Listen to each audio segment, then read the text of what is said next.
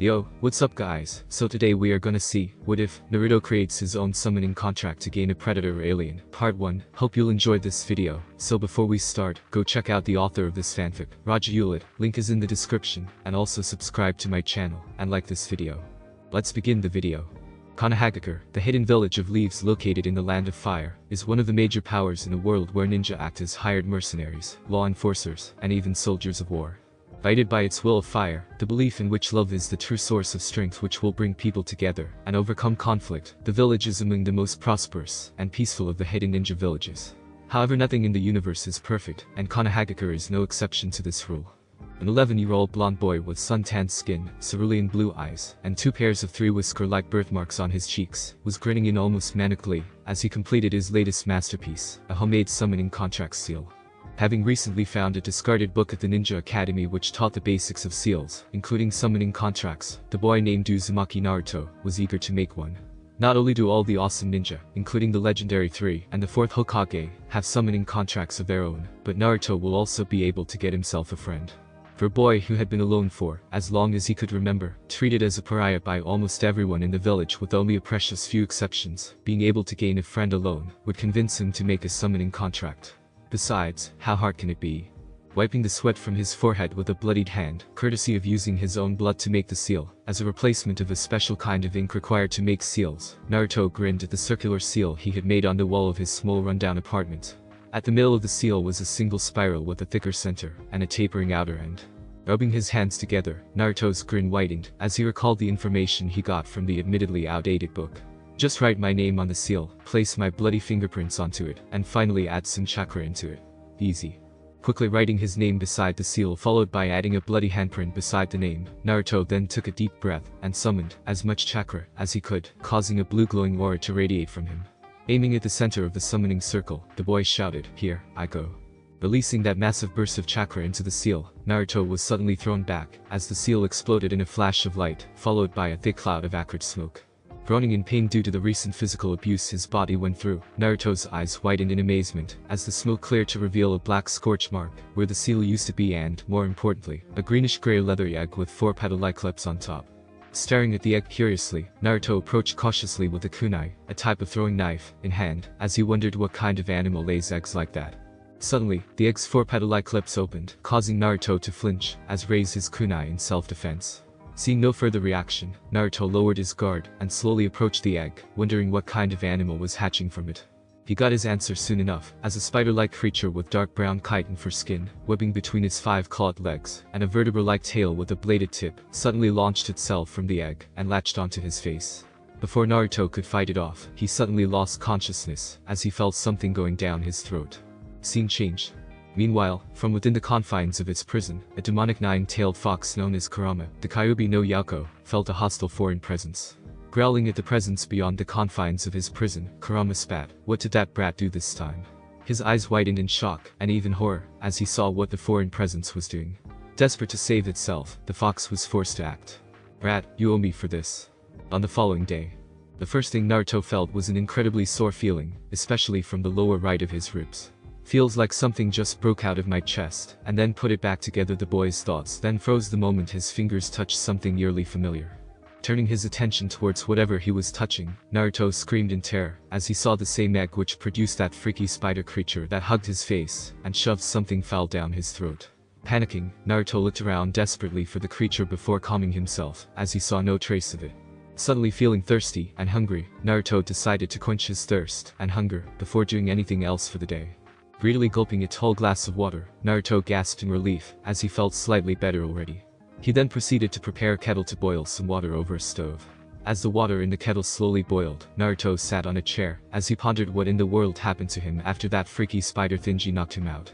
He never considered the possibility that his still aching ribs may be related to the face-hugging spider, or the fact that his old faded white shirt now had a hole surrounded by a bloody red ring around it. Then again, the boy was terribly hungry and tired.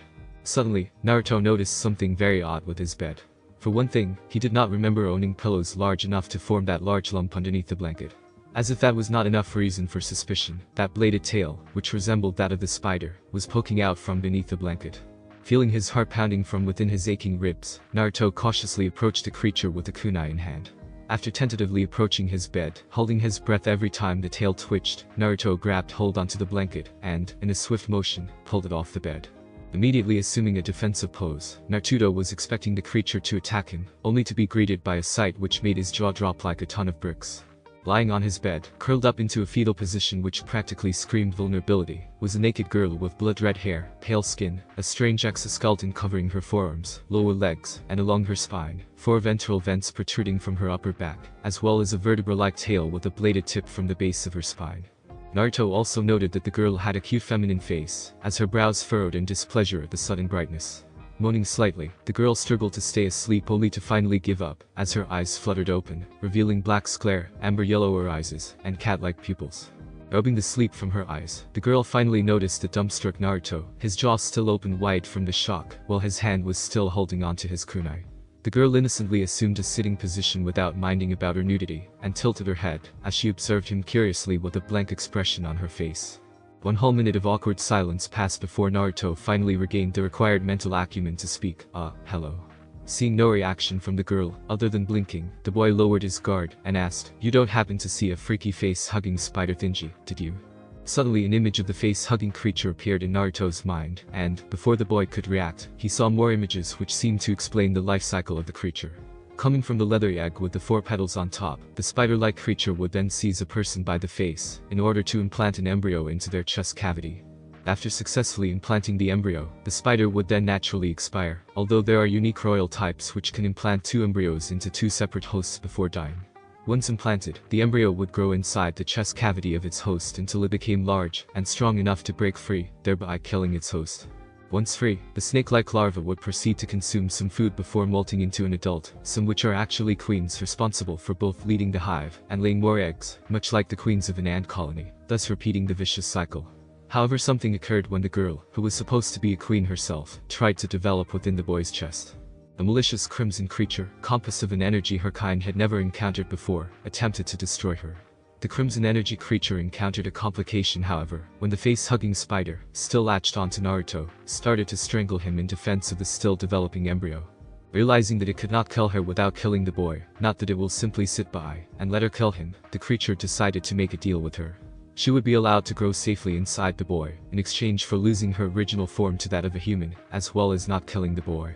Of course, given her originally alien nature, she would never become fully human, which the creature assured her was not an issue, as she would be what is called a bloodline limit human.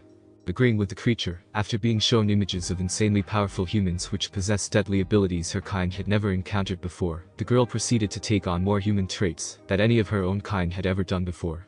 She also made it a point to break out of the boy's chest, in the least damaging way possible, while the energy creature used its own powers to heal the boy's broken chest. Still in her original larval form, she then devoured both the spider and her sibling embryo, taking care not to get any of their apparently acidic blood onto the boy, before sleeping, and molting into her current semi-human form. Recovering from the images implanted into his mind, Naruto stared at the girl in wide-eyed horror, as she was the child of the spider creature that attacked him. What horrified him even more, however, was the crimson creature she met, as Naruto recognized it, the Kyuubi no Yako which attacked his village on the very same day she was born. Was it inside me? Like any other student of the ninja academy which he attended, the boy learned that the 4th Hokage either slew the beast or sealed it away forever. To realize that the creature was not only alive, but was sealed inside of one's own body was hardly a pleasant revelation. Shaking in fear and revulsion, the boy pointed his kunai at her, as he asked, "Are you going to kill me now?" Rather than answer, the girl's thoughts and emotions became known to Naruto, as she seemed to ask, "Why?" Shaking off his bewilderment from somehow understanding her, Naruto accused, "Because you tried to kill me earlier." While not unfamiliar with death threats or even danger, Naruto never terrifyingly felt so close to getting killed as that previous day. Killing you, necessary back then. No longer necessary now. Normally the girl's words would not reassure anyone, but, as her thoughts were sincere, and Naruto was optimistically naive by nature, Naruto chose to believe her for the moment at least. Lowering his guard, Naruto said, "Alright, but we're meeting Jiji the first thing after breakfast." Tilting her head, the girl said her first vocal words, "Jiji." Half an hour later, Sarutobi Hiruzen, the 3rd and current Hokage of Konohagakure, also known as the Professor, as well as the God of Ninja, was thunderstruck by the story Naruto had just told him. As one of the few people who care for Naruto's welfare, Hiruzen was understandably upset at the boy's foolhardy attempt at summoning, as he could have just as easily made a giant version of what is meaningfully known as an exploding seal. What really shocked him, however, was the result of that summoning, which almost killed the boy, only to end up becoming a girl, however alien she appeared. That is not even considering the fact that Naruto mentioned that it was the Kyuubi no Yako that saved him, even if only to save itself, as far as Hiruzen knew. After a whole 5 minutes of shock-induced paralysis, Hiruzen sighed, as he massaged his forehead, and muttered, "Naruto, is there anything you might have left out?" Thinking it over for a few moments, Naruto shook his head, and said, "That's about it, Jiji." Naruto was pretty sure he told the old man everything, as he even told him about his embarrassment of dressing the girl, who seemed completely oblivious to her own nudity, into some clothes, as well as her shocking dislike for ramen. As the boy would put it, she actually dislikes ramen. How much more alien can she get? Looking between the boy who was still dressed in the clothes he woke up in earlier that morning, and the girl who was currently dressed in the cleanest clothes the boy could give to her, clothes which sadly tore due to her dorsal vents and tail, Hiruzen then asked, "I am assuming that the girl will not go about killing the people of this village anytime soon?" Shaking his head, Naruto said, "She said she won't if she has no reason to." His expression then became apprehensive, as he asked, "Say Jiji, why did the fox save me?" Looking between the boy and the girl, who was responsible for revealing clues of the truth to him, Hiruzen sighed, and explained, "Naruto, unlike what we have taught you in the academy, the fourth Hokage could not slay the Kyuubi no Yako, but only seal it away. On the day you were born, the same day the Kyuubi no Yako attacked Konohagakure 11 years ago, the fourth Hokage sealed it into you in order to save the village at the cost of his own life." Normally the revelation would have been a great shock to the boy, but, considering what he had recently gone through, and his ultimately correct suspicions concerning the demon fox, Naruto's reaction was less dramatic, but no less hurt. His heart heavy with grief, the boy softly asked, "Am I really a demon then?"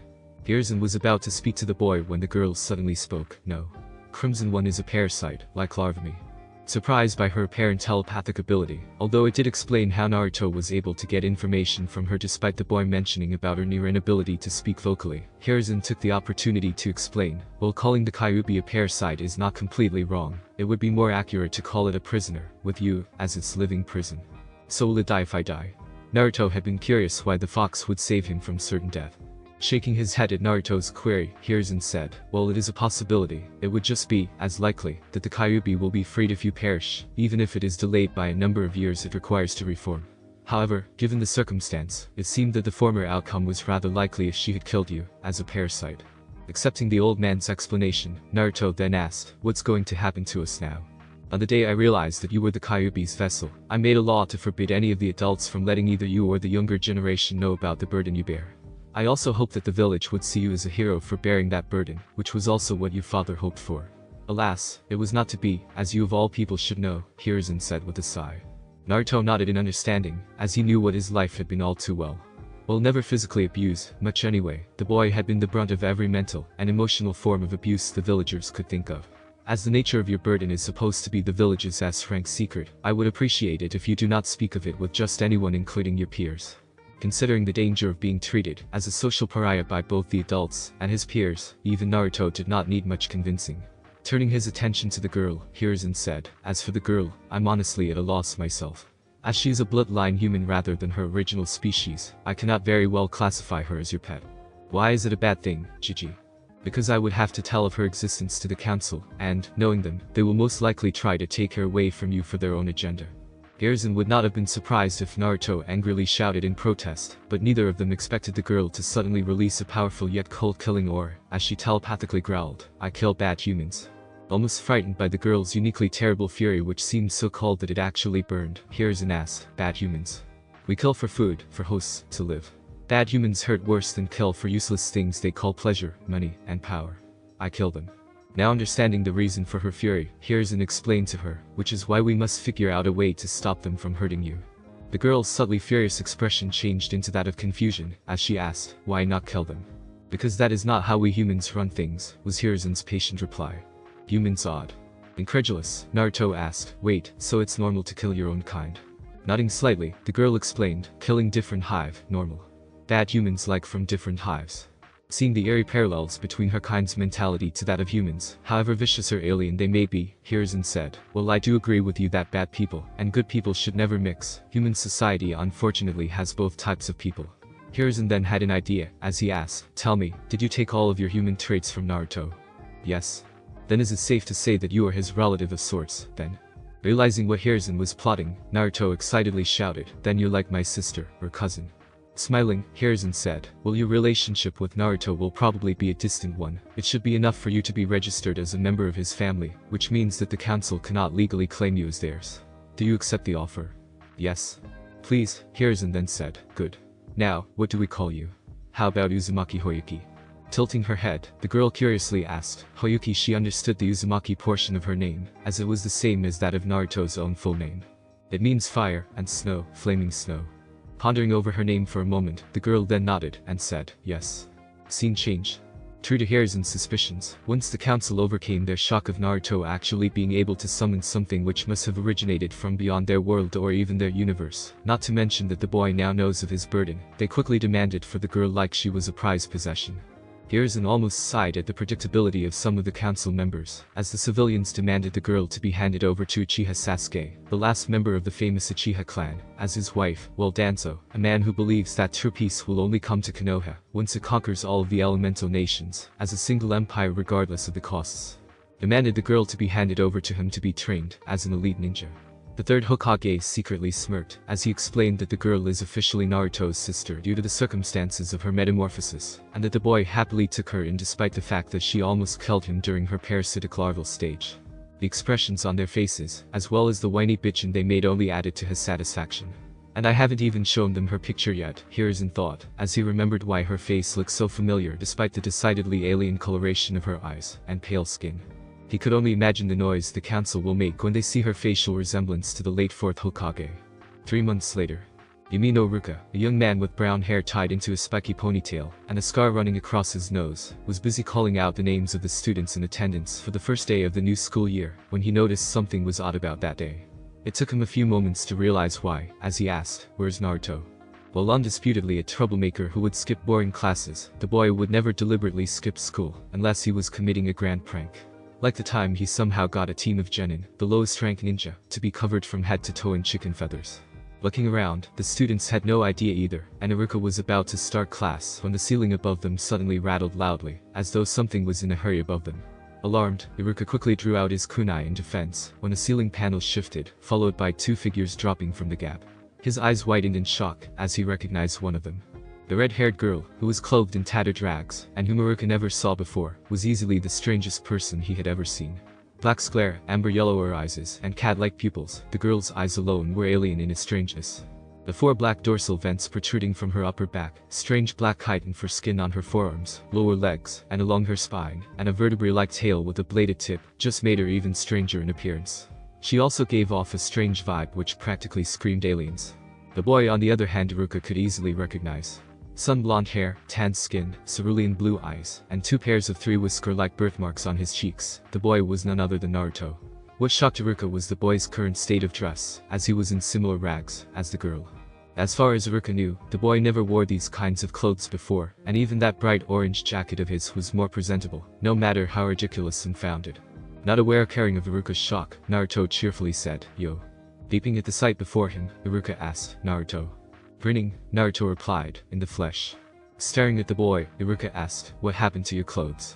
Obviously sheepish, Naruto explained, "Well, they all kind of got ruined, and I had to make do with rags." Nodding, the girl telepathically explained, "Fight, and hunt lots in the forest."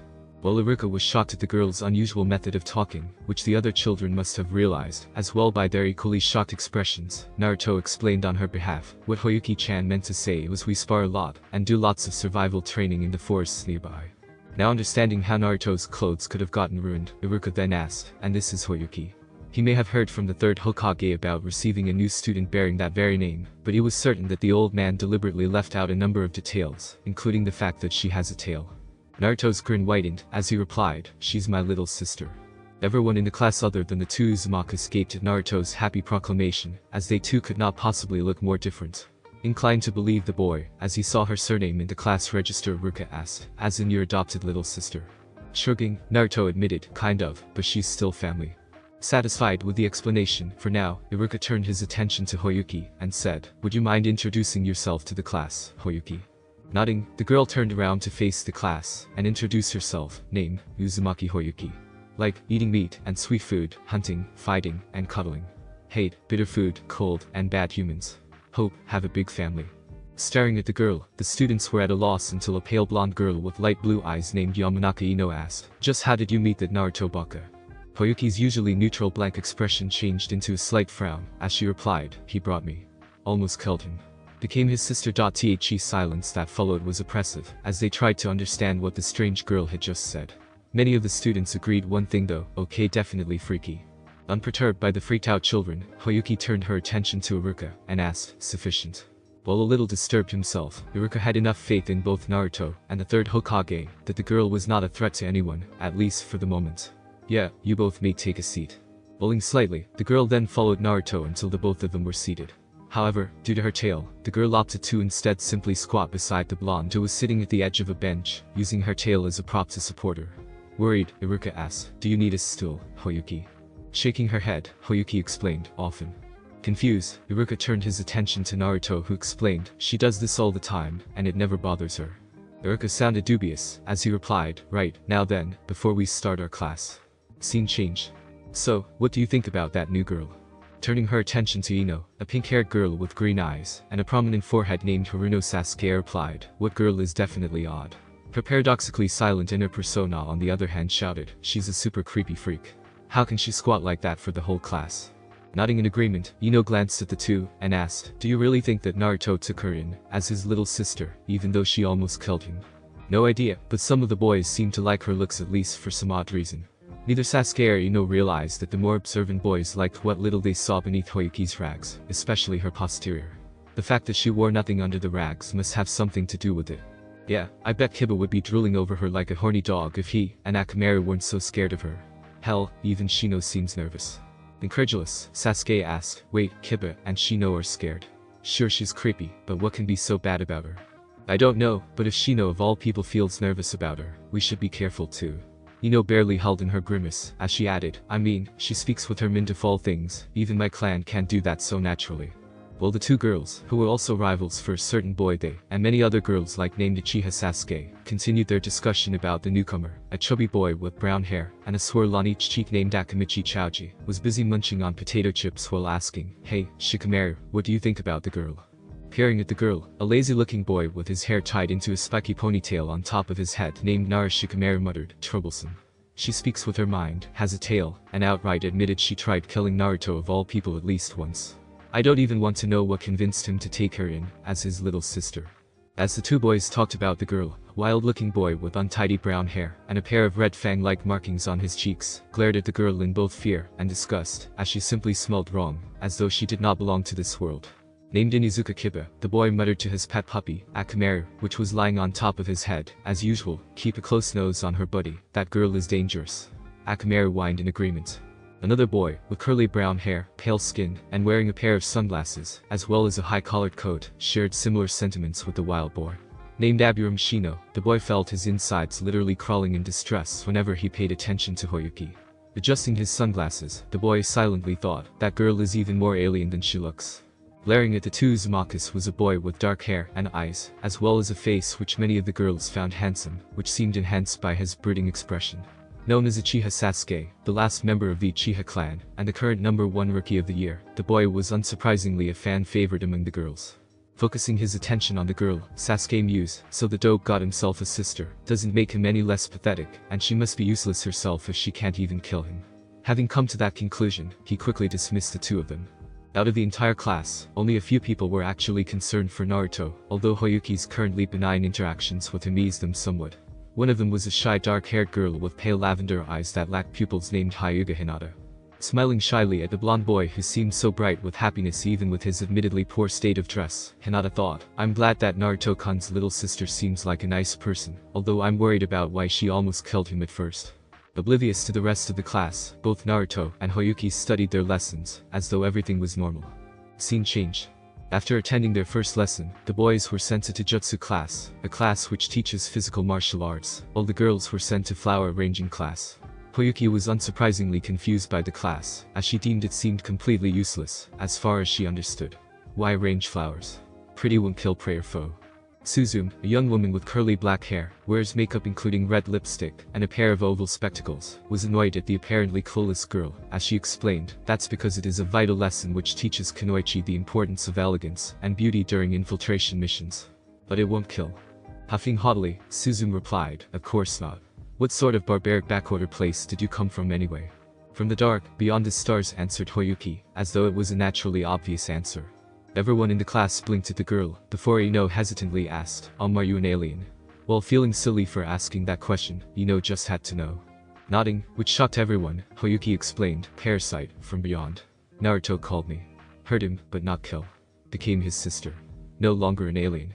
Okay, that explains a lot about you, said Ino, as she nervously stepped back away from Hayuki.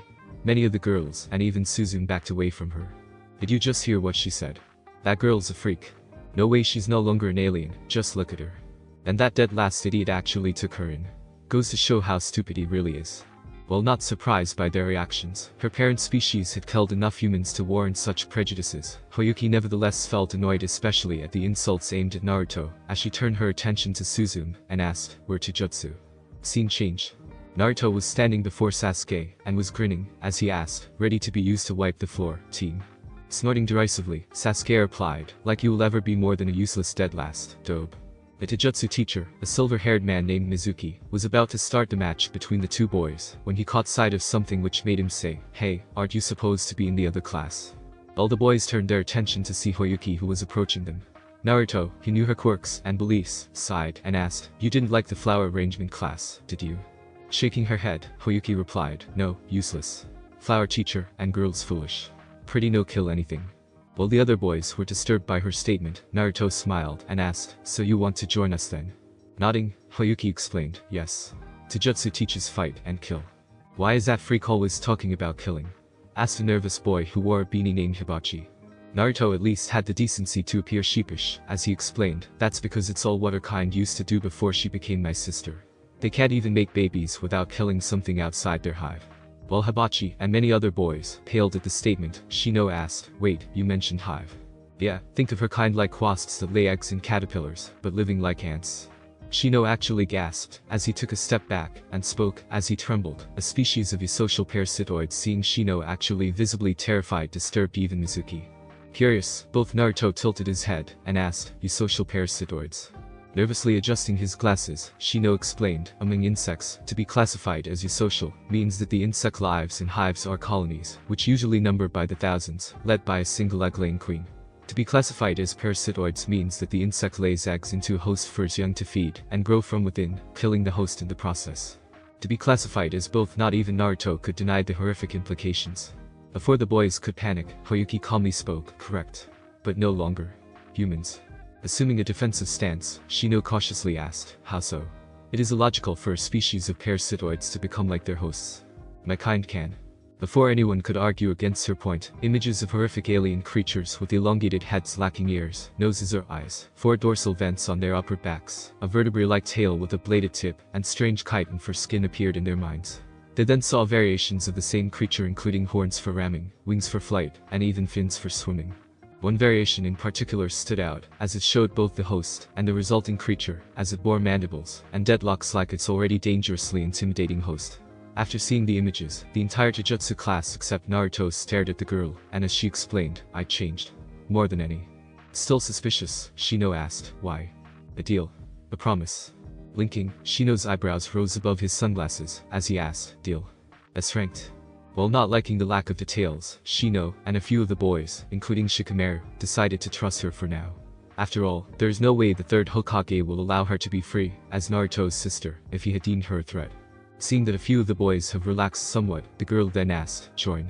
Grinning, Naruto said, sure you can. Heck, you can even take my place. Seeing the blonde boy's action, as an act of cowardice, Sasuke snorted, are you letting her fight in your place? You're even more pathetic than I thought, dope. The proud boy did not expect Naruto's reaction, as he grinned and replied, nah, I'm just letting her have some fun. Skipping out of the ring, Naruto said, have fun, Hayuki-chan. As soon as Naruto finished speaking, Hayuki suddenly appeared before Sasuke. Shocked by her sudden appearance, Sasuke glared at both Naruto and her before saying, I will show no mercy, not even to a girl. Hayuki crouched low with her clawed hands and tail ready to strike as she replied, vocally with a notable rasp in her voice, "No mercy." Those that found her telepathy disturbing were correcting themselves as they realized that her verbal voice was even worse as it chilled their spines. Quickly assuming a taijutsu stance, partly out of fear at the obviously alien girl which she would never willingly admit, Sasuke appeared ready for the match. Seeing that neither combatant was willing to back down, Mizuki sighed and said, "Alright, match start." As soon as Mizuki announced the start of the match, Sasuke charged at the girl only to be tackled down by her as she bent low and slammed her elbow against his stomach at a speed he could barely follow. Feeling the wind flee from his lungs, Sasuke was unable to even catch his breath as he suddenly felt her hand grip his throat while the tip of her tail hovered over his eye. Staring at the girl, Sasuke could not believe he had lost. She's just that dope's sister. How? Naruto, the only one who was not alarmed by her actions, cheered for her. "Alright, Hayuki-chan won, Sasuke Team 0. Barely restraining his rage, Sasuke growled, "If you're so great, why don't you fight her, dope?"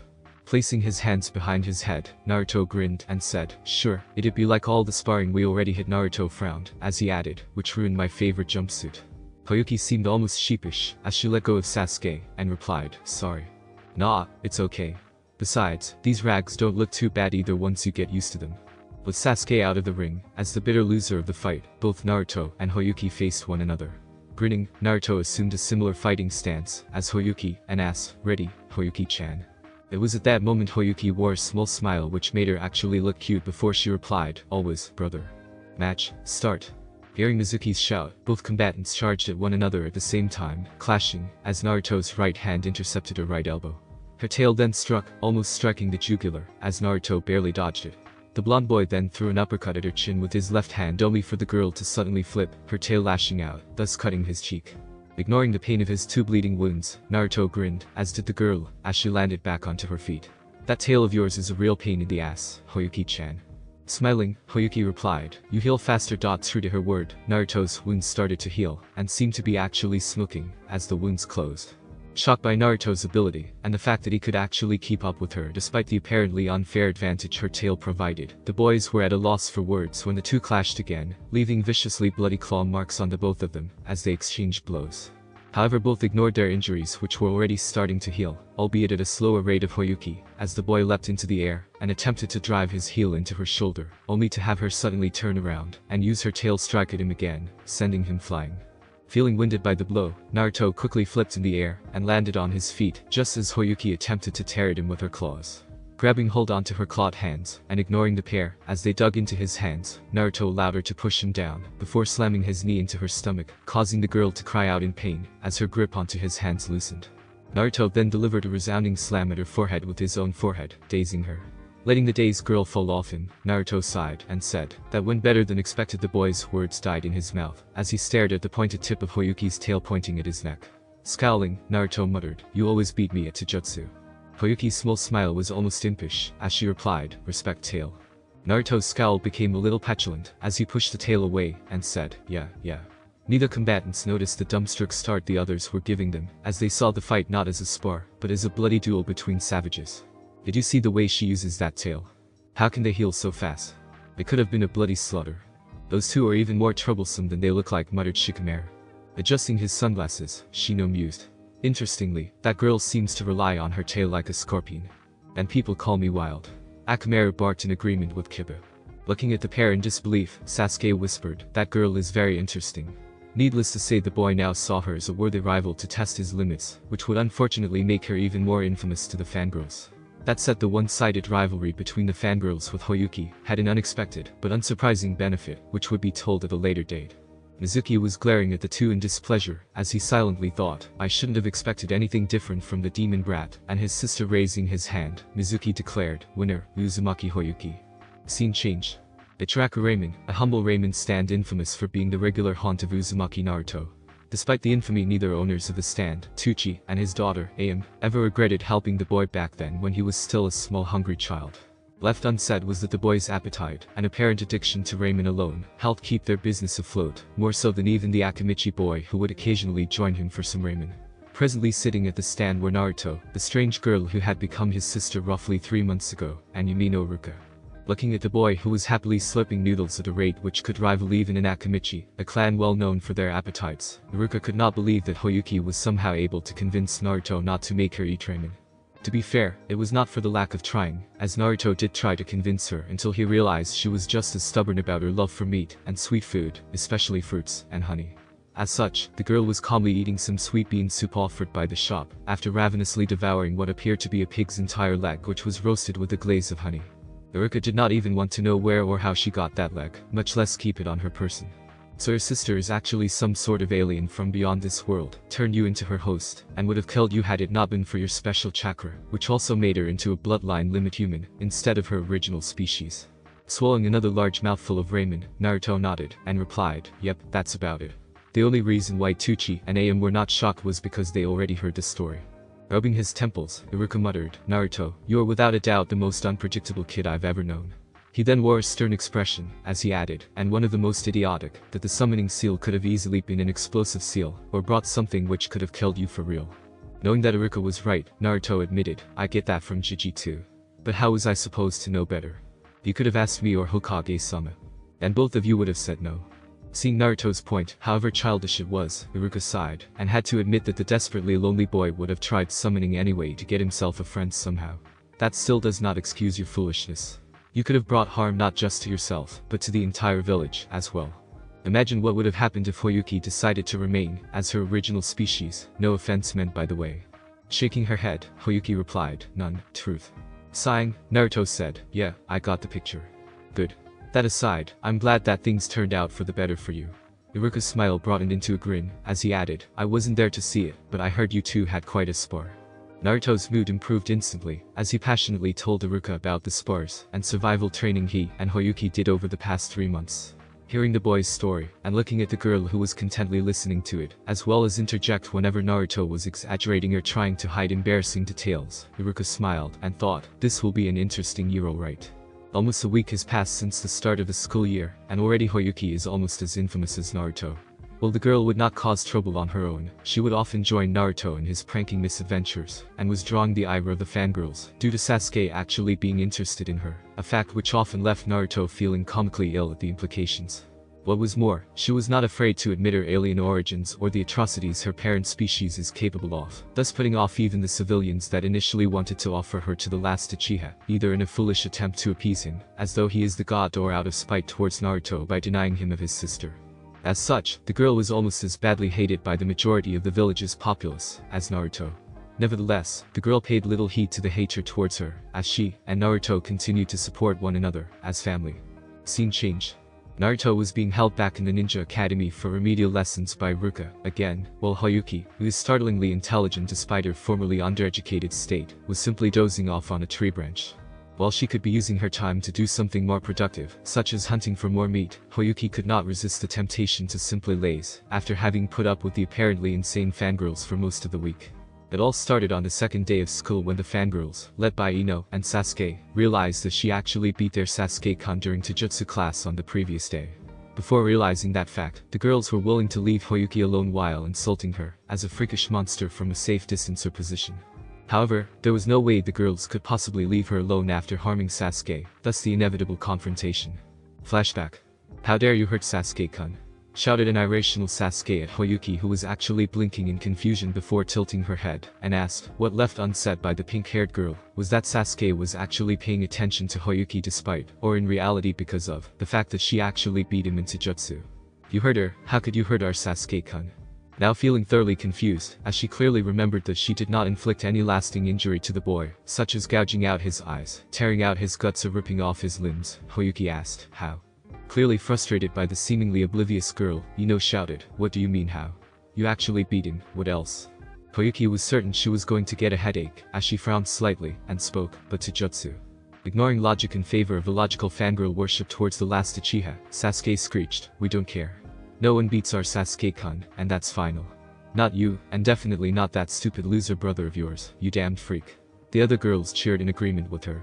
None of the fangirls or even Hayuki realized that Naruto was within earshot to Sasuke's admittedly loud screeching when she called Hayuki a freak. While the boy would normally be fine with any abuse the girl he has a crush on could throw at him, the same cannot be said about her hurting his friends or family. As such, Naruto was feeling more hurt because of her than he had ever felt, as he thought, was I really trying to date her? Forced to see just how much of a blind fangirl Sasuke really was, Naruto decided to end any attempt to be her boyfriend, thus ending a relationship which never had the chance to even start. I'll never date a girl who hates my family. Naruto's hurt feelings did not go unnoticed, as Hayuki felt them through their uniquely twisted sibling bond, a bond which will be explained at a later time. Looking at where Naruto was hiding, Hayuki felt great sympathy for the boy before her eyes narrowed at Sasuke, the girl who has done nothing but hurt her brother, out of petty spite of all things. True, Naruto had been persistent for Sasuke's affections to the point that most people would get tired of even trying to be civil with him, but her shallow-minded fangirl nature made any of her Sasuke-related spite towards her, and especially her brother, logical and unjustified. Hayuki had the unpleasantly justified feeling that if Naruto could actually defeat Sasuke, the girl would only end up hating him more, thus hurting his feelings even further in the process. Besides, she doubted any affection Sasuke expresses towards Naruto will be true even in the off chance that he actually gains her positive attention after defeating the last Uchiha. As such, she did not bother to fully restrain her temper, as she vocally growled, "Call me freak, alien, monster, demon. But never call my brother a loser." Combined with her chilling murderous aura, the girl's countenance could actually impress the deadly predators that hunted her kind on a regular basis. Unused to facing any actual killing intent, many of the fangirls fell to their knees from the terrible chilling aura Hayuki created. Sasuke, who was the target of Hayuki's anger, could swear she saw a shadow of a nightmarish creature with a crown-like crested head taking form behind the tailed girl, showing pearl-white fangs, as it growled at her. Shivering in fear, the pink-haired girl felt her heart literally freeze out of sheer terror, as Hayuki continued to verbally speak, "My brother, not strongest, but never weak." As suddenly, as the terrible aura appeared, it disappeared without a trace. Still glaring at the girls, Hayuki then turned around and said, "Fangirls, pathetic." After the tailed girl left, the girls started breathing normally again before they realized two things. The first is that the girl is not just a freak, but, in their opinion, a dangerously heartless monster, while the second is that they have absolutely no chance to beat her, as they are even if they work together, as a mob. It was therefore a turning point for many of the girls, as they realized that only by becoming stronger or craftier, can they actually hope to get even with her. While certainly not the most inspiring way to become more competent, as ninjas, it had the surprisingly desired effect on the girls nonetheless. Then flashback. Hayuki had to restrain a sigh, as she recalled what the girls had been doing ever since that confrontation. While some had started to train more seriously in the hopes of defeating her, which she personally did not mind even after noticing, others have been more insidious, such as spreading slanderous rumors, or leaving hurtful letters for both her and her brother. A particularly bad incident involved a group led by a purple-haired girl named Ami, spreading rumors that Naruto must be a monster too, such as the Kyuubi no Yako, for liking Hayuki. While Naruto felt deeply hurt and afraid while Hayuki was tempted to at least scalp her, the girl was apprehended by Anbu, due to the S-rank nature of the rumors. After a brief visit to a certain scarred leader of Konoha's torture and interrogation unit, the girl never again dared to spread the rumors, which eventually died down on their own among the younger generation. Another incident involved Sasuke trying to trap Hayuki in order to humiliate her by making her walk into a trap. However, due to her less-than-human origins, Hayuki quickly realized the deception, and later gave Sasuke a thorough smack around despite that, as only her eyes were affected by it, thus leaving her other keen senses to function normally. Considering that her original species never had eyes, at least of the visible sort, and could function perfectly fine even in near-total darkness, Hayuki's victory was not all that unexpected. That said, Hayuki still could not understand why Sasuke was making such a big fuss about her ruined hair, as it was not only a temporary form of physical damage, but one that does not even hurt. Ino also tried to humiliate Hayuki by using her family's mind transfer technique to take control of her body. However, Ino quickly realized to her shock that Hayuki somehow had some degree of resistance to it, as her tail actually stabbed her own hand, causing Ino to let go of her control over her, due to the painful injury she received, as a consequence of using her mind to invade Hayuki's body. While Hayuki quickly healed, it took days for Ino's injury to finally fully heal. Adding fire to the burning hatred the fangirls had towards her, Sasuke actually had an interest in her, if only because she was strong, and was apparently the reason why Naruto became stronger, as well. While she did not have a personal grudge for the boy, unlike many of the fangirls, she was not interested in helping him become stronger, after realizing what he would do with his strength. Flashback. Kill a certain man asked to confuse Hayuki. Why? It's none of your business. A kill, without purpose, is wrong. Annoyed by Hayuki's unexpected reluctance to help him become stronger by sparring with her, Sasuke said, "Well, is vengeance enough reason for you?" Tilting her head, Hayuki asked, "Vengeance?" Shocked that the girl, who apparently originated from an entire species of murderous monsters, could actually be ignorant of the idea of vengeance, Sasuke had to ask, "You honestly don't know?" Shaking her head, Hayuki explained, kill to eat, to breed, to protect, to survive, nothing more. Then what do you do when someone kills your family, your hive? We flee, hide, spread out, molt, breed, rebuild, thrive, explained Hayuki, as though it was perfect common sense. Considering her original species, it was to her.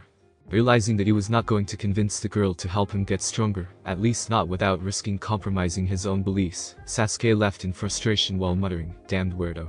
Scene change. On the following day, Sasuke decided to ask her again, with the same level of success. However, the boy was prepared to at least try to bring himself to her level of thinking, as he asked, you said you have no idea what vengeance is, correct? Seeing the girl nod, Sasuke then asked, what would you do if someone decided to hurt Naruto? The reaction was immediate, as Hayuki verbally growled, I hurt them. Chilled by her uniquely cold brand of anger, however mild it was, Sasuke knew that she was the perfect rival for him, as he explained, that is vengeance. Blinking in surprise, Hayuki asked, greater rage vengeance. Hiding a smirk beneath a nonchalant facade, Sasuke replied, in a manner of speaking. It was at that moment when Hayuki wore a slightly upset expression, which was the last thing Sasuke expected to see. Confused by her reaction, Sasuke asked, what? I do not want it. What? Why, as far as Sasuke knew, vengeance is as good a reason to continue living, as any other reason. Shaking her head, Hayuki asked, vengeance is killing another for killing, correct? Initially confused by her odd question, Sasuke quickly understood that she actually meant to ask if vengeance is killing someone for the sake of killing that person. Nodding, Sasuke knew that he was not going to like what he would hear, as Hayuki explained, vengeance, madness. Kills for no greater purpose. Angry that Hayuki was rejecting his beliefs, Sasuke shouted, vengeance is a purpose. Shaking her head, Hayuki asked, how many? What? How many kill for vengeance? While Sasuke did indeed live for vengeance due to his personal circumstances, he could not deny the terrible implications her question brought up, as he has yet to actually kill anyone himself. As she continued to speak, vengeance will not create hive, family. Live for vengeance is live for death, including avenger, after killing many to kill. Then you will not help become stronger. Shaking her head, Hayuki said, I want to kill to live to love. Like my brother. Fine. Scowling, Sasuke was about to storm off to train by himself when Hayuki said, brother hated by all, hurt, alone.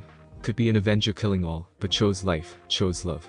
Hearing her speak about Naruto, Sasuke unwillingly paused for a moment to consider her words before choosing to ignore it, as he could never imagine Naruto becoming an avenger, even if his life depended on it. Still, he could not help but wondered, hated by all, that dope. Then flashback. Sighing, Hayuki wondered what was taking her brother so long when she noticed someone watching from the shadows. Looking lazily at a nearby tree, she noticed a dark-haired shy girl with pupil-less pale lavender eyes peeking at her before quickly retreating. Out of the many girls in the class, that odd shy girl was the only one she had nothing against. Ever since the first day of class, the girl had been looking at both her and Naruto, with special emphasis on the blonde boy. At first, Hayuki simply thought that the girl was staring at them simply because they were odd. However, as time passed, she came to realize that the girl was looking at them for a different reason, one which she is now curious enough to find out. Hinata was doing her best to hide her presence when Hayuki suddenly appeared upside down from a branch, looking at her curiously. Yelping in fright, Hinata landed on her backside, and was leaning against the tree when Hayuki asked, why? Huh? Why look at me, and brother? Able to realize that Hayuki was not accusing her, and was simply being curious, Hinata did not feel threatened or upset, as she shyly lied, for no reason. Seeing Hinata's obviously poor attempt at lying, Hayuki deadpanned, lying, bad. Wondering if Hayuki was scolding her for lying or was criticizing her poor attempt to deceive her or both, Hinata replied, sorry. It's okay, you know fangirl. Hinata felt her heart skip a beat as, contrary to what Hayuki believes, she is something similar, but uniquely different from a typical fangirl. Blushing, Hinata wondered what she should do to get away from the awkward situation, before it goes further out of control, when Hayuki landed on all fours like a cat, and drew herself close to her. Nervous, Hinata wondered what Hayuki was going to do with her, when the girl sniffed her hair, and said, smell nice, like flowers. Surprised, Hinata dared to ask, you like flowers? Nodding, Hayuki replied, flowers useless in killing, but nice to smell, and for sleep. The tailed girl then wore a mildly disgusted expression, as she added, but not like a strong smell, even flowers smelling. The memory of smelling ridiculously strong perfumes which some of the fangirls wore to woo Sasuke, made her stomach churn. Hinata's pleasantly gentle lavender scent on the other hand made her appealing to her, as a hugging pillow for cuddling. Hayuki's interest in flowers, if only for olfactory pleasure, was a pleasant surprise for Hinata, as she always thought the girl had no interest in them, due to her dislike for flower arrangement classes. Having a hobby of flower pressing herself, Hayuki's interest in nice-smelling flowers made Hinata think of her as less alien, and more human somehow. Would you like to know the name of the flower? Seeing Hayuki nod, Hinata then answered, "It is lavender." Thus began an odd friendship between Hyuga Hinata and Uzumaki Hayuki, a friendship which will one day turn them into sisters-in-laws. Scene change. Dragging himself out of the academy, Naruto was cursing rather colorfully at the torture Iruka put him through due to his poor academics, despite his increased abilities in Taijutsu, when he saw Hayuki dragging someone towards him. Not expecting anyone to even let her touch them, much less let her drag them around like an eager young girl, Naruto blinked in surprise before he recognized the blushing girl Hayuki was dragging along, and asked, "Hinata?" Hyuga Hinata, the only girl in the entire classroom to ever like Naruto, due to finding inspiration from his optimistic and persistent nature, was torn between wanting to flee for her life and finally confessing her admiration towards him. Of course, with Hayuki's gentle but powerfully firm grip, Hinata realized that a quick escape was impossible as she got ever closer to the boy she likes. The poor girl was certain her face was ablaze as she meekly looked at the ground, while Naruto asked Hayuki, "Hayuki-chan, why are you dragging Hinata around?" Smiling brightly, which Naruto found amazing due to how early she actually smiled that way, Hayuki happily said, "Found friend." Looking between Hayuki and Hinata, Naruto then wore a grin and said, "That's great, Hayuki-chan." Turning his attention to Hinata, Naruto smiled and said, "Thank you." Surprised at seeing one of his rare honest smiles, which have become more often of late, Hinata nervously asked, "For what, Naruto-kun?" "For being Hayuki's friend, what else?" replied the happy blonde. Realizing that the boy was actually appreciating her, if only because she was his sister's friend, Hinata felt her heart swell with joy, as she shyly replied, "You're welcome, Naruto-kun." Suddenly, Naruto's stomach growled loudly. While a little embarrassed, Naruto was nevertheless grinning, as he asked, "Say, want to come with us, and have something to eat?" Hearing Naruto's offer after hearing his appreciation towards her, Hinata finally found the courage to speak out her mind, as she replied, "Yes." Scene change. Hinata was staring at Hayuki in mild amazement at the fact that she actually lacked Naruto's love for ramen, as she greedily gorged herself on a generously large piece of pork ribs, which she claimed was her favorite part of wild boar meat. How the girl managed to keep something like that on her person without anyone noticing was anyone's guess. She was sure that Kiba and Chaoji should have at least noticed the admittedly delicious smell. Eating her noodles at a dainty pace, Hinata then turned her attention to Naruto, who was happily slurping his noodles as easily as breathing air. Not shocked by his gluttonous appetite, as she had already known about her from her years of watching him, Hinata wondered what she could talk about with the boy. As fate would have it, Naruto paused long enough between loud slurps when he asked, "Say, Hinata, how did you and Hayuki-chan become friends anyway?" Looking at Hayuki, who was allowing her to speak, Hinata gathered her courage before hesitantly explaining, "I met Hayuki-san while she was dozing off. She liked the smell of lavender on me, and I realized she loved flowers too." Nodding in understanding, Naruto grinned and said, "Yeah, she always liked to sleep on flowers and hug something in her sleep." Hayuki was actually blushing mildly, which AM found almost irresistibly cute, as Naruto continued to speak, "So you two talked about flowers, then?" Hinata was tapping her fingers nervously, as she shyly replied, "Yes, mostly." "You like brothers, don't you?" Naruto almost choked on his noodles, while Hinata squealed in fright before the dark-haired girl asked, "How did you know?" She was certain she never told Hayuki anything which implied that fact. Obvious. Swallowing his noodles with great effort, Naruto stared at Hinata in flabbergasted shock, as Hayuki explained, "You always look at us. Not with hate, disdain or fear, but something else. Took a while to realize you look at your brother in affection." Hayuki's smile was impish, as she added, "I approve." Embarrassed beyond words, Hinata turned her attention towards the gobsmacked Naruto before she fainted. A moment later, Naruto fainted as well, due to the shock of the revelation which Hayuki found immensely amusing.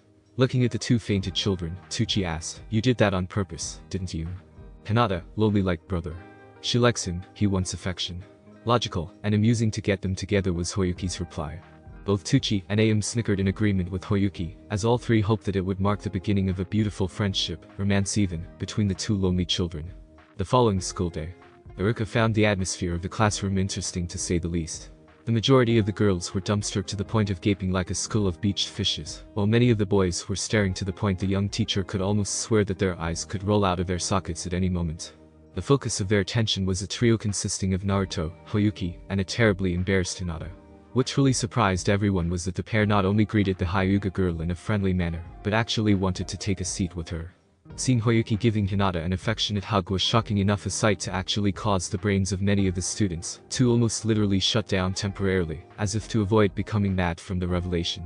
The shock was so bad that Shino's sunglasses actually fell off his face, while Chaoji's bag of chips fell off his suddenly slack hands, and Sasuke was actually comically gaping.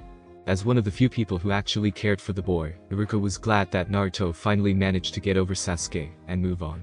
While Sasuke was indeed confident, pretty, and smart, Iruka could not help but wonder if Naruto had a masochistic streak, as he continued to pursue her affections only to receive nothing but painfully brutal refusals. Granted, Sasuke did initially try to be civil with him until his persistence wore off her patience, and her lack of civility to him became an ingrained habit. It certainly did not help that her parents, especially her mother, actually encouraged that behavior. As stubborn as Naruto was, the boy refused to give up on gaining Sasuke's affections until he realized that the pink-haired girl hated Hayuki for daring to beat Sasuke into jutsu. Looking at the three, Iruka smiled, as he felt that the budding relationship between the boy and Hinata may have the potential to become more than simple friendship, should fate be willing. Then again, knowing the boy, Naruto would still strive for a future with Hinata if he truly does love her, even if it means opposing the entire ninja world by himself. Turning his attention to Hayuki, Iruka knew that Naruto's sister loved him dearly despite their unsettling first encounter, and that she would always stand by his side, something which Hyuga Hinata would likely do as well. Deciding that the children's brains had enough time to properly reboot, Iruka coughed to get their attention, and said, "Alright, pay attention, everyone." Deciding that the children's brains had enough time to properly reboot, Iruka coughed to get their attention, and said, "Alright, pay attention, everyone." Getting their attention, Iruka announced, "It's time to review your ninja techniques." Hearing the young man mention ninja techniques, the children quickly became attentive. Ninja techniques are divided into at least 3 major categories, which are taijutsu, ninjutsu, and taijutsu is basically physical martial arts, while ninjutsu are a set of ninja techniques which require chakra to work and have an actual physical effect, unlike which creates illusions instead. Subcategories of ninja techniques include barrier ninjutsu, clone techniques, seal techniques, sword techniques, and unique secret clan techniques. There are also forbidden ninja techniques which no sane academy teacher in their right mind will ever teach to academy students who have not even earned their headbands, which signify their status as ninjas. For example, the seal which Naruto used to summon that alien egg was created using his own unique brand of sealing technique, which Hiruzen later classified as a forbidden technique due to the potential danger it poses, never mind the risk of it being misused. Soon each student showed Iruka their mastery over the basic academy techniques, which include Kawarimi no Jutsu, the art of body replacement to escape from harm, Bunshin no Jutsu, the art of creating illusionary clones to confuse enemies, and Henge no Jutsu, the art of illusionary transformation. After testing the rest of the students, Iruka turned his attention to Hayuki and said, "Your turn, Hayuki."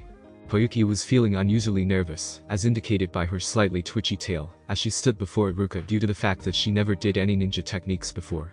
True, Naruto did try to teach her the basics, and Iruka had been helping her for the past week when he realized her undereducated state, but she still has yet to do any of the techniques. Her unease was noted by the other students, as the fangirls silently wished for her to fail, while Hinata silently cheered for her, and Naruto loudly spoke, "You can do it, Hayuki-chan." Hearing Naruto's encouragement, Hayuki nodded to Naruto and Hinata before facing Iruka, and saying, "I'm ready, sensei. Take your time to do the hand seals. Just be sure to get them right." Nodding, Hayuki did the necessary hand seals to activate a henge before changing into a perfect copy of Iruka, if he had her tail, and was dressed in rags himself. Looking at his flawed doppelganger, Iruka resisted an urge to chuckle, as he smiled at her, and said, "Not bad for a first try, but do try to complete the hand seals faster, change your clothes, and not include that tail of yours." Pouting slightly, Hayuki changed back into her normal form in a puff of smoke, and said, "Hard to imagine life without a tail." Unable to resist a snicker, Iruka then said, "Alright, next technique." The next technique she did was the one which was flawed due to the simple fact that she created a copy of a drone from her original species. Needless to say, many people got frightened by the drooling beast, while Iruka deemed her attempt a failure, as well, due to the obvious differences in appearance. Hayuki's third technique, the Kawamari, was done surprisingly well, thus earning Iruka's good-natured ribbing at Naruto, as he noted, "At least you did your Kawamari right, if a little slow on your hand seals. Naruto can't even do any of the 3 techniques right, even with his faster hand seals." "Hey." Ignoring the protesting blonde boy, Iruka asked Hayuki, "Are there any other techniques you can show me?" Left unsaid was that the Hokage had specifically requested him, and every other academy teacher, to provide a report on Hayuki's progress, especially any unique bloodline techniques she may possess. Nodding, Hayuki then asked, "Can brother join?" Surprised, Iruka asked, "Why?" "He knows my techniques." Thinking it over for a moment, Iruka saw no harm in it, as it is nothing unusual for family members to share their techniques. Besides, he needed to test Naruto sooner or later. "Alright, but let him do the academy techniques first before you two do your shared techniques together."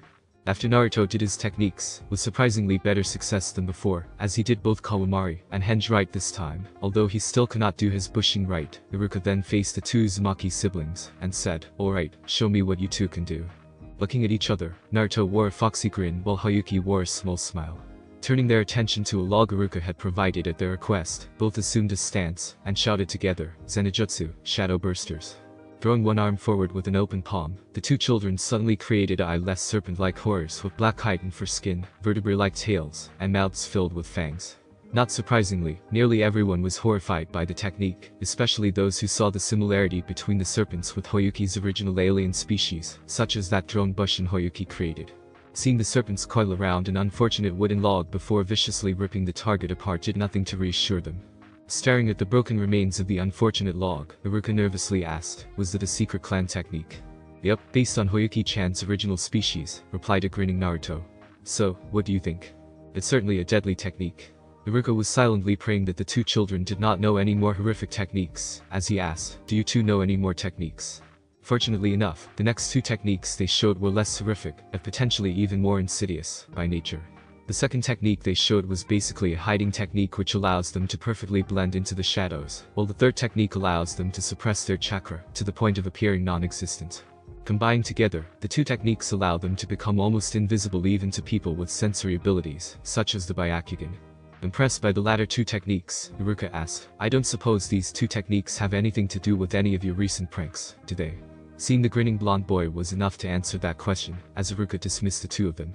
As he dismissed them, he made a mental note to inform the Hokage immediately, as he quietly considered the implications of Naruto being able to use what could be Hoyuki's bloodline techniques. Could he have somehow acquired her bloodline abilities because he was her host?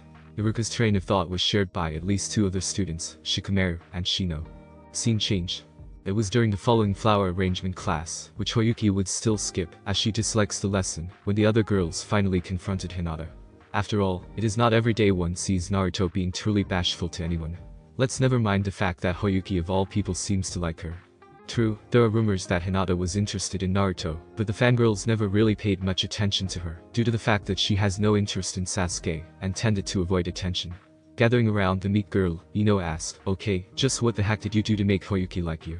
Feeling nervous, especially since she knows that the girls surrounding her all dislike or even hate Hayuki to some degree, Hinata stammered, "I didn't do anything much." Not convinced, Sasuke asked, "Yeah, right. We're talking about the most heartless vicious monster the academy has ever accepted here." The other girls, Ino included, nodded in agreement with Sasuke. Upset that they would call Hayuki as such, especially after seeing her nicer side, which made Hinata think of her as a fond and clingy sister who is admittedly capable of being a vicious and apparently heartless monster if needed, Hinata argued, "She's much nicer than that." "And what do you know? She has been attacking us for the past week," cried Ami. "After you all attacked her," Hinata replied. Hayuki made no secret of her annoyance at the fangirls. Surprised at Hinata's attempt of being deadpan and snarky, even though she is really just stating a fact, the girls were stunned for a moment before Sasuke angrily argued, "She ruined my hair." Indeed, Sasuke was forced to shave her hair bald after Hayuki almost scalped her, and had to wear a beanie ever since. Showing her still bandaged hand, Ino added, "And she stabbed me with her tail. That bitch got me into trouble with the torture and interrogation team," cried Ami, while other girls claimed that Hayuki ruined their dress, vandalized their belongings, hit them for no reason, and even tried to eat them. Seeing the irrational girls, Hinata sighed and replied, "Sasuke-san, you tried to get Hayuki-chan into a trap. Ino-san, you tried to take over her body, and she was actually stabbing herself. Ami, you spread horrible rumors about Naruto-kun, who Hayuki-chan likes. Of course she will get angry." Infuriated at the fact that Hinata was actually arguing against them, rather than giving them the answers they wanted, Sasuke screeched, "And just what did that monster see in you of all people to actually like you?" Normally Hinata would shrink away from the domineering girl, but after spending even a short amount of time with Naruto and Hayuki, as well as realizing that Naruto was appreciating her, now that he finally noticed courtesy of his tailed sister, Hinata stood her ground and argued, "Maybe it's the fact that I actually bothered to look underneath the underneath. Maybe it's the fact that I like Naruto, who inspired me to be strong when no one else would, not even my own family. Maybe it's the simple fact that I'm not an obsessive fangirl who will hate someone just because she dared to beat their Sasuke-kun in a Taijutsu lesson." While Hinata's outburst was not as loud as Sasuke's earlier screeching, her message was more than clear enough, as her unexpected actions stunned them to silence. Even Suzume, who was silently letting the girls interrogate Hinata for answers, was stunned by her actions. Taking deep breaths to calm down, Hinata glared at the girls and said, Hayuki-chan was right, none of you bothered to look beneath the surface, never mind the underneath. If any of you really knew Naruto, you wouldn't call him a mere dead last loser, and, as for Hayuki-chan, even her original kin are more than simple monsters. Turning around, Hinata was about to leave when Suzume demanded, where do you think you're going? Not bothering to turn back, not that she needed to with her Byakugan active, Hinata replied, to where Hayuki-chan is, Suzume-sensei. As one of the many people who disliked both Naruto and Hayuki, Suzume had to restrain herself from growling as she spoke, and what would your father say if he knew what you were doing in school? Suzume was quietly smirking, as Hinata froze, only to have her satisfaction broken when Hinata replied, do as you will. My father has already accepted my relationship with him. Shocked, Suzume was silent, as Hinata continued to leave. Scene change. Hayuki was about to spar with Naruto when Iruka, who was taking over for Mizuki that day, noticed Hinata approaching, and asked, what are you doing here, Hinata? Pausing in her stride, Hinata said, I would like to join this lesson, Iruka-sensei. While Iruka was surprised by Hinata's request, Hayuki smiled almost eagerly, and asked, want spar? Smiling in return, Hinata replied, I had been thinking of a technique that I want to try after seeing you two spar and hunt. Grinning, Naruto happily hopped out of the ring, and said, then take my place. I bet it's a really cool technique. Blushing bright red at Naruto's statement, Hinata was feeling a little faint, as Hayuki smiled and said, my pleasure, sister. Remembering her reason to skip Suzume's lesson, Hinata steeled her resolve and entered the ring, trying her best to ignore the stare and leers of the boys. Focusing her attention to Hayuki and Naruto, who had been nothing but kind and supportive to her ever since the three of them first got together as a group over the last weekend, Hinata assumed a taijutsu stance and told Iruka, I'm ready, Iruka-sensei. Feeling uncertain, considering that it is the meek Hyuga heiress against a girl who can fight viciously enough to scare even Inuzuka Kiba, Iruka turned his attention to Naruto, who grinned reassuringly and said, don't worry, Hayuki-chan knows how to control herself.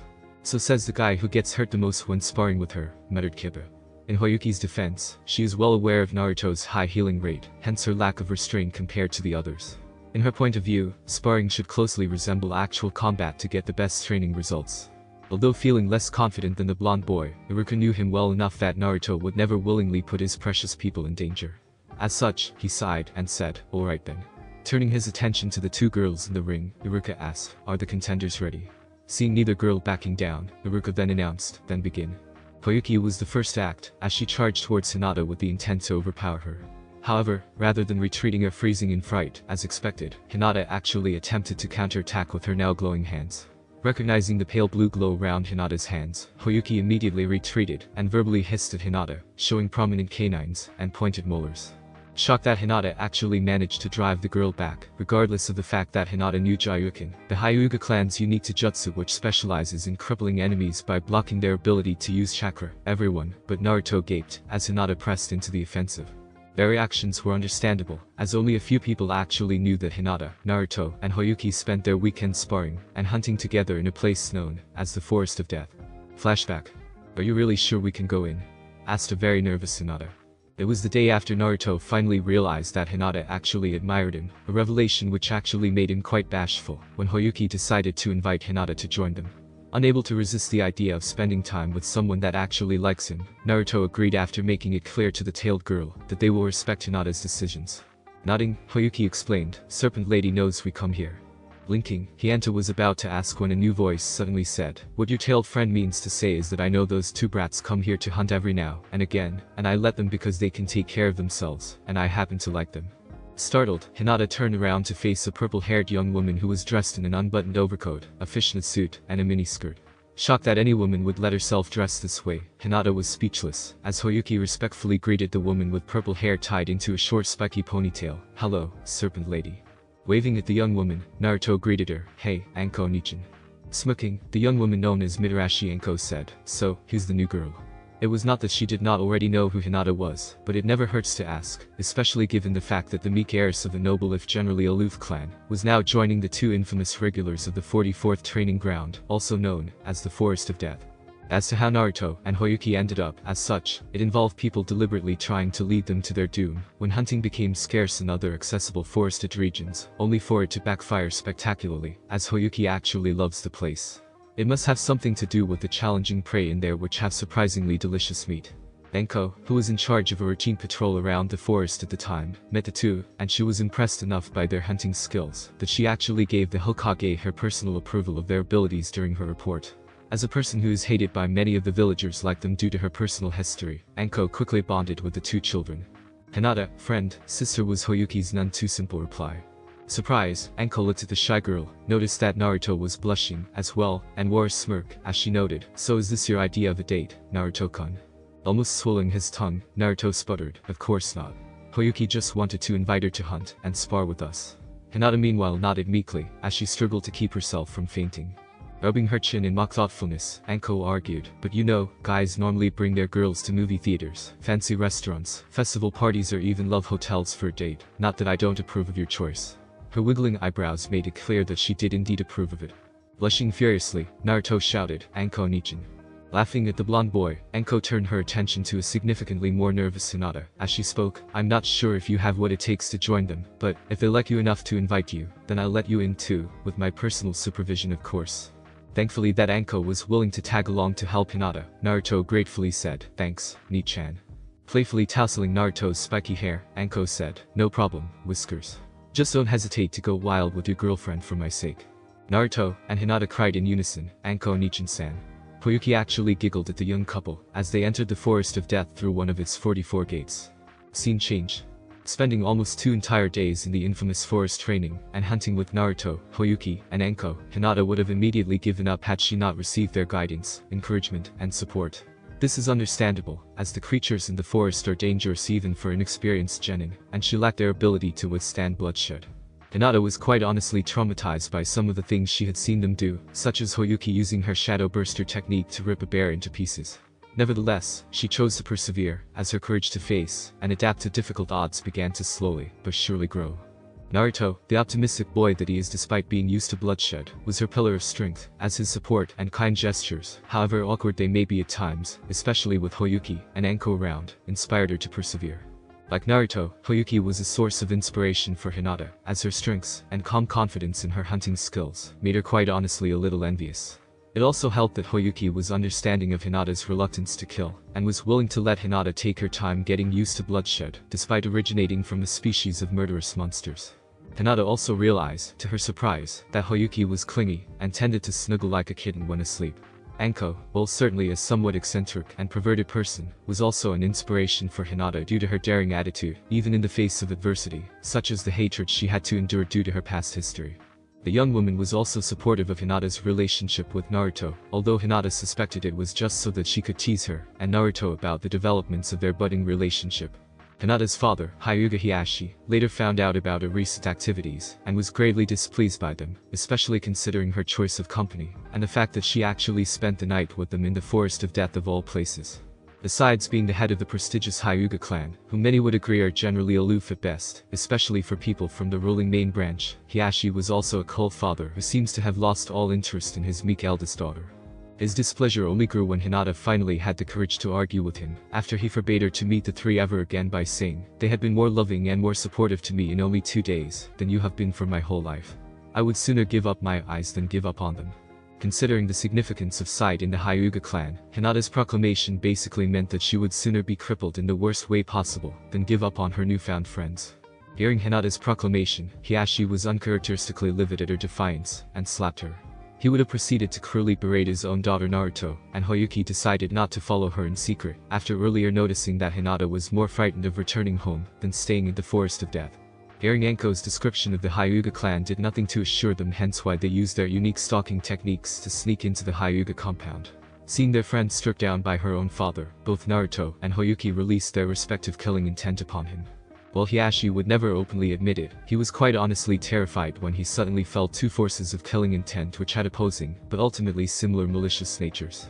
From one source was a cold feeling like an empty void that made his skin metaphorically burn from the heat, suddenly fleeing from his chilled bones. As for the other source, it was a fiery feeling of black hot rage which metaphorically numbed his skin, as the flesh beneath seemed to burn.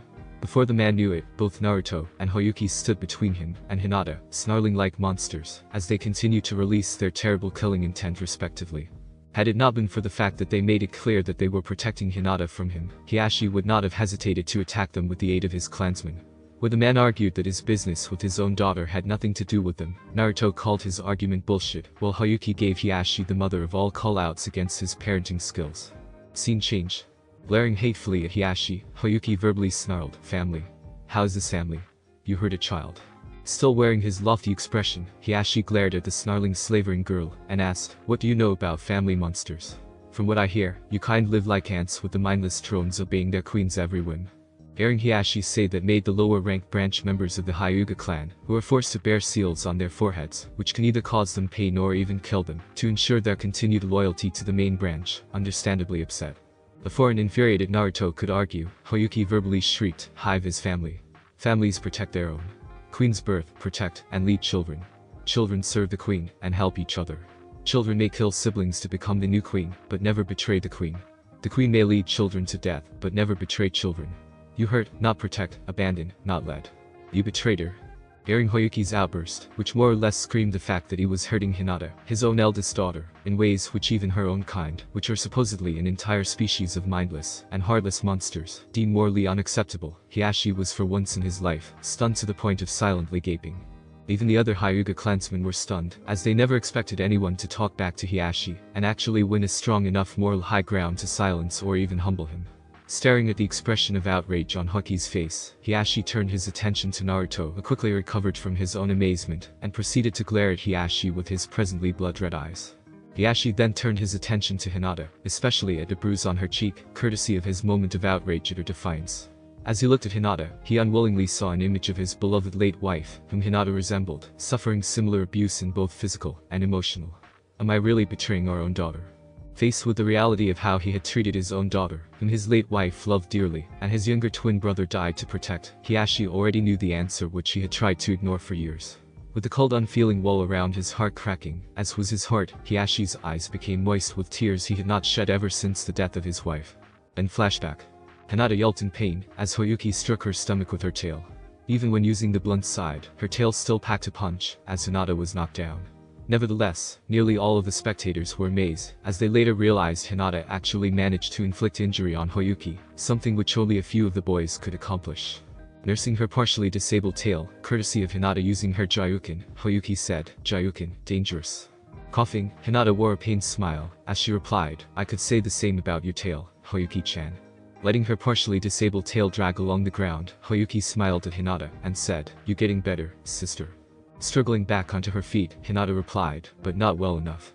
Even strong queens grow old and weak. Hive always starts weak, but can grow strong."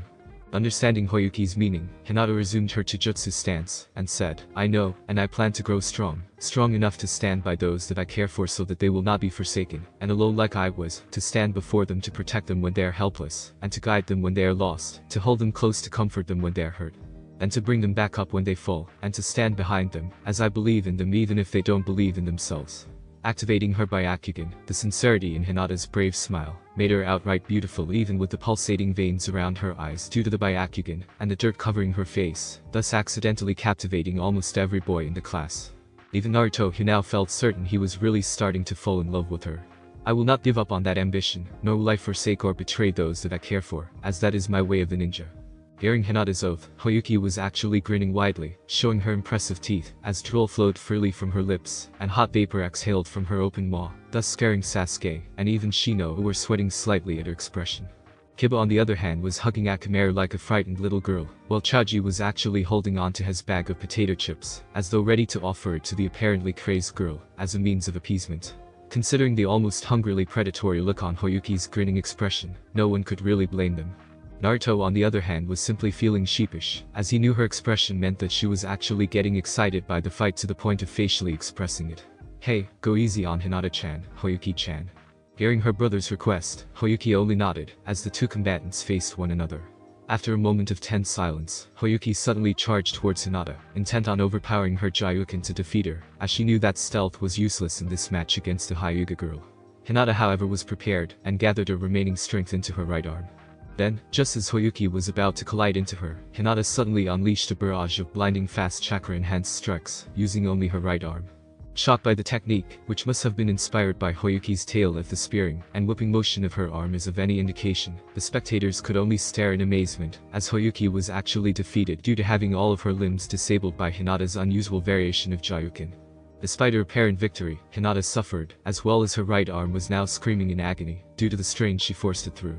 Clutching her agonized arm, Hinata was struggling to suppress her tears from the pain, as Naruto quickly stood by her side and said, "That was awesome, Hinata-chan." Looking at Naruto with tears welling in her eyes, Hinata wore a smile and replied, "Thank you." Hinata then fainted, not from being close to the boy she has a crush on, but due to sheer physical exhaustion, the pain in her arm, and her relief in knowing that she had done well. Cradling the unconscious girl in his arms, Naruto turned his attention to Hayuki and asked, "You okay, Hayuki-chan?" Wearing a small but friendly grin despite her defeat, Hayuki replied, "Yes. Tense sister."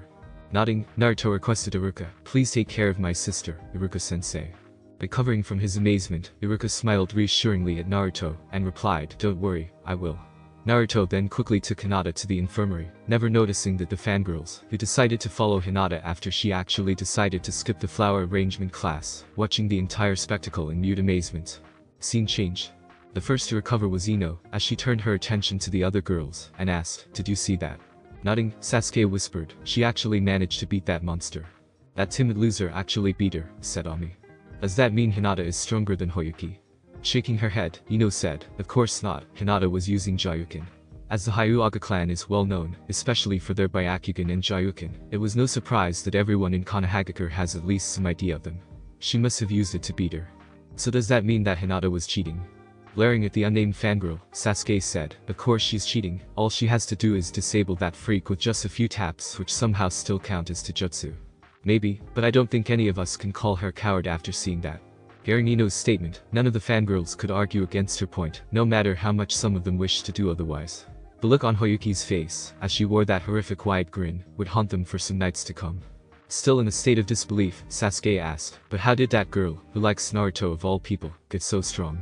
Scene change. As the girls wondered about Hinata, so did the boys, as they could not believe that the shy girl actually managed to beat Hayuki, even though the tailed girl was obviously holding back for Hinata's sake, quite generously in fact. The fact that Hinata did not faint or freeze in fright from Hayuki's terrible expression alone was an admirable achievement of courage, as far as many of them were concerned. Adjusting his sunglasses, Shino mused to think that someone as mild-mannered and meek as Hinata not only befriended such a dangerous individual, but even grew strong enough to defeat her in an admittedly friendly match. I would need to do an immediate reassessment of Hayuki. Sasuke on the other hand was displeased by the fact that Hayuki had just made another person stronger, when it could have been him gaining that strength. What does she see in them anyway? The vengeful boy never considered that Hayuki would gladly help any of her loved ones become stronger. He also failed to see wisdom in Hinata's vow to grow stronger, as it went against everything he believes an Avenger should be. Iruka, who was currently cradling the limp child who was surprisingly small and slender despite her strength and capacity for ferocity, smiled at Hayuki and asked, "You went easy on her, didn't you?" Nodding, Hayuki replied, "Sister knows too. I'm proud of both of you." Surprised, Hayuki asked, "Why both?" "I doubt that I need to explain about Hinata's growth, but in your case, I'm proud because you held back so that she can become stronger at her own pace, something which her own clan seemed to fail in realizing." The scar teacher then wore a grin, as he added, "I just wish you held back more for the other boys, even Naruto despite his ability to heal." Now understanding what Iruka meant, Hayuki wore a small smile, as she replied, "I do hold back, move as fast, and hit as hard as them, unless I don't like them or they want hard training." Well, that explains how Naruto became so strong so quickly, Iruka mused. Indeed, Naruto was presently strong enough to be easily on par stronger than the likes of Kiba and Sasuke when it comes to taijutsu. Knowing the boy, he must have requested Hayuki to train him as hard as reasonably possible if his frequent defeats and bloody injuries from their spars are of any indication. I'll have to remind that troublemaker the importance of restraint. Thus ended another day in the Ninja Academy of Konohagakure, a day which will be remembered as the day Hinata impressed everyone, even the fangirls who still think her crush on Naruto is nothing short of crazy. Thanks for watching my video, and make sure to check out the author of this fanfic. Link is in the description. See you next time. Till then, sayonara.